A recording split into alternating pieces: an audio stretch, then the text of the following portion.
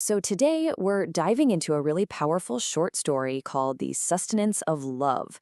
And it's a story all about the complicated and sometimes kind of confusing ways we give and receive affection. And really, at the heart of this whole thing is a pretty challenging question. One you might have even asked yourself at some point. Can deep, persistent affection from someone you love ever start to feel, well, like a burden? This is what really sets up the emotional conflict we're about to get into.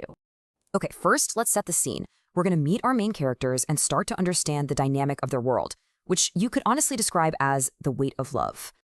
So the story kicks off in this small house in Chennai, and you can almost feel the sticky, oppressive humidity of a really harsh monsoon. And this is where we meet our two central people, Ammachi, who is 93 and bedridden but has this incredibly strong spirit, and her grandson Keshav, a 22-year-old engineering student who is totally devoted to her. You get the sense right away that their lives are just completely wrapped up in each other inside this little house. So their whole day-to-day has become this familiar dance, you know? As Amachi's health has gotten worse, her world has kind of shrunk down to this one single thought, making sure Keshav eats. And this creates this constant loop of her worrying about him, and him gently, but, tiredly, trying to reassure her. Yeah, and this back and forth wasn't just, a temporary thing. Over time, it hardened into this rigid, repetitive ritual. And for Keshav, well, it was starting to get really frustrating. You could literally set your watch by it. It's like this four-step process every single day. Step 1, Keshav gets home. Step 2, immediately, Ammachi asks if he's eaten. Step 3, Keshav says no, he's not hungry. And step 4, Ammachi insists. Her love is so powerful, but it's also unyielding. And you can just feel how this relentless cycle is starting to wear on him. And here's the thing, this intense focus, it wasn't for everybody. His cousin Ravi even points it out, saying, "You're her favorite. She never fussed over us like this." So that special status, well, it came with this really intense, unique kind of attention. So this is where you can really see their two different worlds clashing. For Keshav, this is all starting to feel like a weight. It's like his independence is constantly being questioned. He feels like he's being treated like a kid, and her love is starting to feel heavy. But for Ammachi, it's totally different. This is how she shows she cares. It's the only way she has left to be that matriarch. It's literally the only strength she has left. So you have these two totally different viewpoints. You just know something's gotta give. And that brings us right to the emotional peak of the story, the breaking point. Okay, so the pressure finally boils over on this one horrible, sweltering evening in July. It's one of those days where everything that could possibly go wrong for Keshav does. He bombs the big exam, gets rejected from an internship he really wanted, and then gets caught in a massive downpour.